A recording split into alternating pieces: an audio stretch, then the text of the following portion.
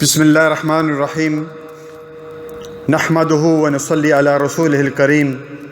معزز سامعین کرام، نیکیوں کا موسم آ گیا۔ معزز سامعین کرام، آپ کی توجہ چاہوں گا۔ ابھی دن چھوٹے ہیں اور راتیں لمبی ہیں۔ میں آپ کو دو عظیم اعمال بتانے جا رہا ہوں جو ان مہینوں یعنی نومبر سے آگے 2-4 مہینے یعنی فروری مارچ تک آپ ان کو بڑی آسانی سے سر انجام دے سکتے ہیں، اور یہ دونوں اعمال اللہ سبحانہ و تعالیٰ کو بہت پسند ہیں، اللہ تعالیٰ کے قرب کا ذریعہ ہیں۔ پہلا عمل روزہ، کیونکہ دن چھوٹے ہیں اور ہر شخص آسانی کے ساتھ روزے رکھ سکتا ہے۔ روزے کے بارے میں نبی صلی اللہ علیہ وسلم کا فرمان حدیث قدسی ہے، قال اللہ تعالیٰ، سیدنا ابو ہریرہ رضی اللہ تعالیٰ عنہ اس حدیث کے راوی ہیں، کل عمل ابن آدم لہ الا الصیام فإنہ لی وأنا اجزی بہ، رواه المسلم، کہ آدم کے بیٹے کا ہر عمل اس کے لیے سوائے روزے کے۔ اللہ سبحانہ وتعالیٰ کہہ رہے ہیں فإنہ لی، روزہ خاص میرے لیے ہے اور اس کا اجر بھی میں دوں گا۔ سبحان اللہ۔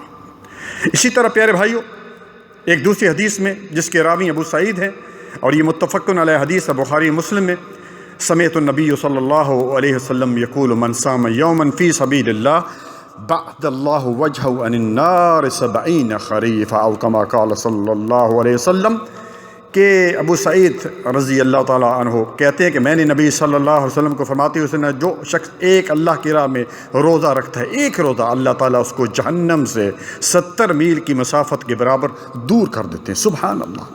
ایک اور صحیح حدیث میں کائنات کے امام جناب محمد رسول اللہ صلی اللہ علیہ وآلہ وسلم نے فرمایا کہ جو شخص ایک روزہ اللہ کے لیے رکھتا ہے، اللہ تعالیٰ یعنی نفل روزہ، اللہ تعالیٰ اس کے اور جہنم میں ایک خندق کھود دیتے ہیں، ایک ایسا گڑھا جس کی لمبائی زمین اور آسمان کے برابر۔ سبحان اللہ۔ تیسری حدیث، سوموار اور جمعرات کا روزہ پیارے بھائیوں رکھنا نبی صلی اللہ علیہ وسلم کو اتنا پسند تھا، اور آپ صلی اللہ علیہ وسلم نے فرمایا، ابو ہریرہ رضی اللہ تعالیٰ عنہ اس حدیث کے راوی ہیں، کہ تعرض الاعمال یوم الاثنین والخمیس فاحب ان یعرض عملی وانا صائم، کہ ہر پیر یعنی سوموار اور جمعرات کے روز انسان کے اعمال، آدمی کے اعمال اللہ تعالیٰ کے پاس پہنچتے ہیں، اور میں یہ چاہتا ہوں کہ جب میرا عمل اللہ تعالیٰ کے پاس پہنچے تو میں روزے سے ہوں۔ سبحان اللہ۔ ترمذی میں یہ حدیث موجود ہے۔ اسی طرح پیارے بھائیو، خاص کر سوموار کے روزے کے بارے میں آپ صلی اللہ علیہ وسلم سے پوچھا گیا، ابو قتادہ رضی اللہ تعالیٰ عنہ اس حدیث کے راوی ہیں، سئل رسول اللہ صلی اللہ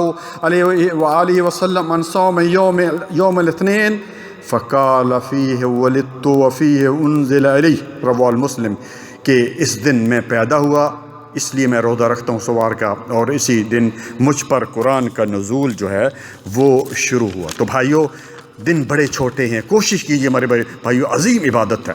اسی طرح ایام بیز یعنی چاند کی 13، 14 اور 15 تاریخ کو آپ صلی اللہ علیہ وسلم باقاعدگی کے ساتھ روزہ رکھا کرتے تھے۔ سیدنا ابو قتادہ ہی سے روایت رضی اللہ تعالیٰ عنہ، نبی صلی اللہ علیہ وسلم نے فرمایا، ثلاث من کل شہر ورمضان الی رمضان فہذا صیام الدہر کلہ، رواہ المسلم، کہ ایک رمضان سے دوسرے رمضان کے درمیانی عرصہ میں ہر مہینہ کے 3 روزے یعنی ایام بیز کے روزے رکھنا عمر بھر کے روزے کے برابر ہے، رواہ المسلم، مسلم کی روایت، کیونکہ ایک اجر کا ثواب 10 کے برابر۔ ایک روزہ رکھیں گے 10، 2 روزے رکھیں گے 20، اور 3 روزے رکھیں گے تو 30 روزے کو برابر ہو جائے گے، یعنی پورے مہینے کے روزے۔ اسی طرح اللہ تعالیٰ کا فرمان سورۃ المؤمنون 18واں پارہ آیت نمبر غالباً 99 ہے۔ اللہ سبحانہ وتعالیٰ کا فرمان ہے، حتیٰ اذا جاء احدهم الموت قال رب ارجعون لعلی اعمل صالحا فیما ترکت۔ اللہ اکبر۔ میرے بھائی، جب فرشتہ آتا ہے موت کا، اس وقت انسان کی آنکھیں کھلتی ہیں، اور اس وقت انسان کہتا ہے کہ مجھے دنیا میں لوٹا دیا جائے، کیوں؟ جو میرا عمل رہ گیا تھا وہ میں کر کے آ جاؤں۔ آج آپ کے پاس موقع ہے بھائیو، آنکھ بند ہونے سے پہلے۔ اسی طرح سورۃ سجدہ غالباً اس کی آیت نمبر 12 میں اللہ سبحانہ تعالیٰ نے فرمایا کہ قیامت کا دن ہوگا، وَلَوْ تَرَىٰ إِذِ الْمُجْرِمُونَ نَاكِسُو رُؤُوسِهِمْ عِنْدَ رَبِّهِمْ رَبَّنَا أَبْصَرْنَا وَسَمِعْنَا فَارْجِعْنَا نَعْمَلْ صَالِحًا إِنَّا مُوقِنُونَ۔ اس دن مجرم گناہگار اللہ تعالیٰ کے پاس سر جھکائے کھڑے ہوں گے اور کیا کہہ رہے ہوں گے؟ اللہ، ہم نے سن لیا، ہم نے دیکھ لیا فرض یہ نہ ہمیں واپس بھیج دو، نعمل صالحاً، آج ہم نیک عمل کریں گے، انا موقنون، آج ہمیں یقین ہو گیا۔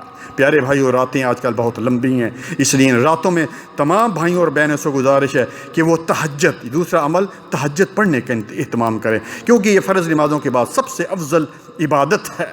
آپ صلی اللہ علیہ وسلم نے فرمایا، مسلم کی حدیث نمبر 1163 1163 ہے، نبی صلی اللہ علیہ وسلم نے فرمایا افضل الصلاۃ بعد الفریضہ الصلاۃ اللیل، فرض نمازوں کے بعد سب سے افضل نماز، یعنی 5 نمازیں ہیں، اور اس کے بعد نفل نمازیں کتنی ہیں؟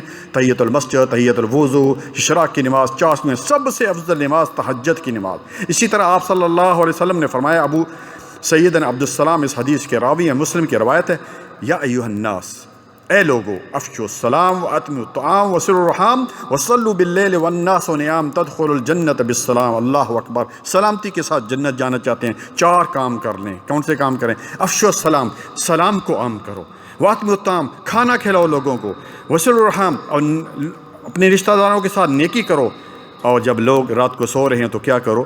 تہجد کی نماز پڑھو۔ آخری حدیث نبی صلی اللہ علیہ وسلم کی کہ آپ صلی اللہ علیہ وسلم نے فرمایا، علیکم بقیام اللیل فإنہ دأب الصالحین قبلکم وہو قربۃ الی ربکم، کہ تم قیام اللیل یعنی تہجد پڑھا کرو۔ آپ صلی اللہ علیہ وسلم فرما رہے ہیں کیونکہ یہ تم سے پہلے نیک لوگوں کی عادت ہے، نمبر 1، اور تمہارے رب کا تقرب ہے، یعنی تم اللہ تعالیٰ کے قریب ہو جاؤ گے، نمبر 3، یہ گناہوں کو مٹانے کا ایک ذریعہ ہے، اور نمبر 4، برائیوں سے روکنے کا ذریعہ۔ اللہ اکبر۔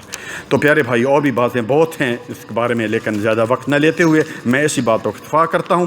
اللہ تعالیٰ سے دعا کرتا ہوں کہ اللہ تعالیٰ ہمیں زیادہ سے زیادہ نیک اعمال کرنے کی توفیق عطا فرمائے، اور جو بھی یہ سنیں، یہ جو شارٹ کلپ چھوٹی سی باتیں، میرے بھائی تھوڑی باتیں ہیں، 5-6 منٹ کی باتیں، ان کو آگے لوگوں تک پہنچائیں۔ ہو سکتا ہے آپ یہ عمل نہ کر سکیں، لیکن آپ کی بھیجی ہوئی اس کلپ کو لوگ سن کر اس پر عمل کریں گے تو یہ آپ کے لیے بھی صدقہ جاریہ ہے۔ وصلی اللہ علی نبینا محمد وعلی آلہ وصحبہ، جزاکم اللہ خیر۔